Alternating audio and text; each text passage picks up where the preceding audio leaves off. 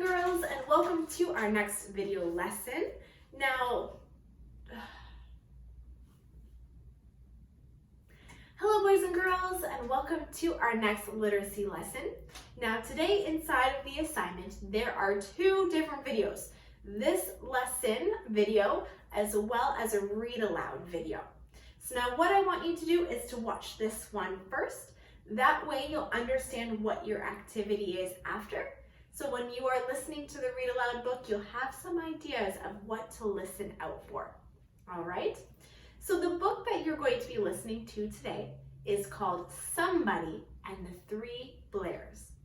Now what's really neat is the lesson before this, we read the book Goldilocks and the Three Bears. These books are based on the same idea or fairy tale, but just told in a little bit of a different way. So when you are done listening to the new story today, you are going to compare the two stories using something called a Venn diagram. So I have one up here for the three bears and the three blairs. Now down below, I have another Venn diagram that we're going to work through right now so we can learn about what it is and how we can use it to compare two different things. So what I have on this bottom Venn diagram is on one side or one circle, I have the word land.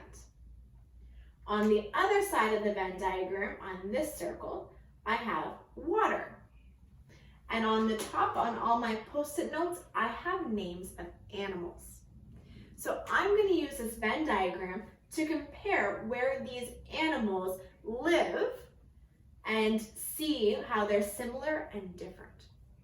So when you notice a Venn diagram, it is two circles that meet in the middle.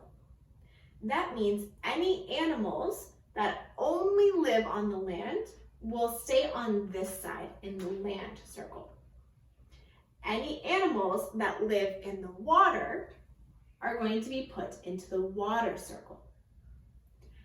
Any animals that live in both the land and the water are going to go in this middle, where both of the circles come together.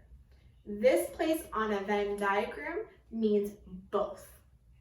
So let's sort out our animals and use our Venn diagram to compare where they live. So I'm going to start with a fish.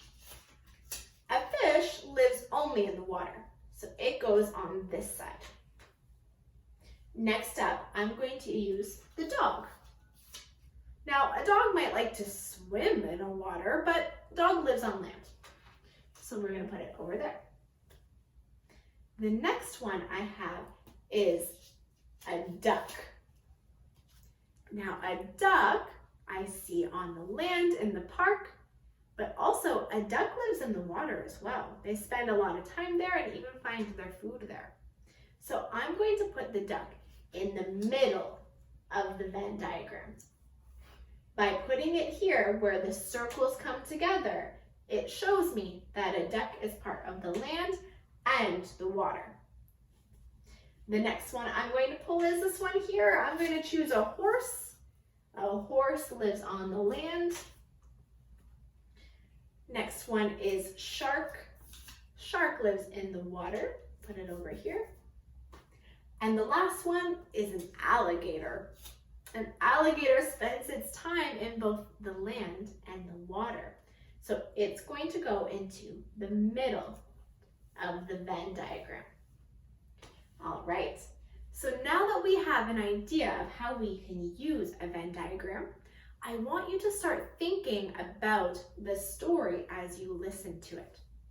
When you're all done watching the read aloud for the three blairs, your activity is using a piece of paper and pencil at home is to draw your own Venn diagram. Maybe you can ask an older sibling or an adult to help you with that.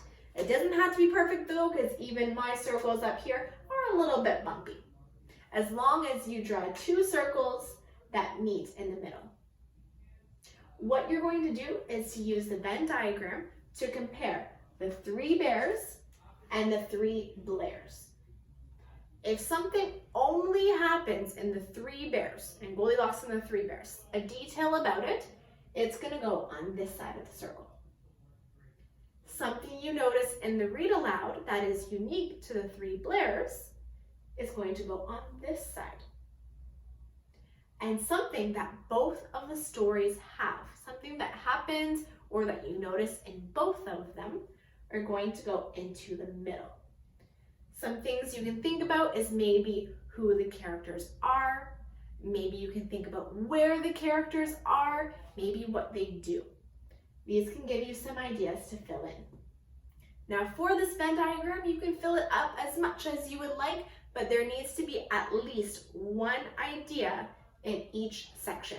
So when you submit your Venn diagram, there needs to be at least one idea on this side, one for three bears, and one in the middle, at least. If you want to do some more, that is fantastic, but at least one in each. When you're all done, take a picture of it and upload it into the assignment Dropbox. I can't wait to see them. Good job, boys and girls. You can now go to the read aloud video, watch the story, and then make your own Venn diagram. Good luck, boys and girls. Have fun.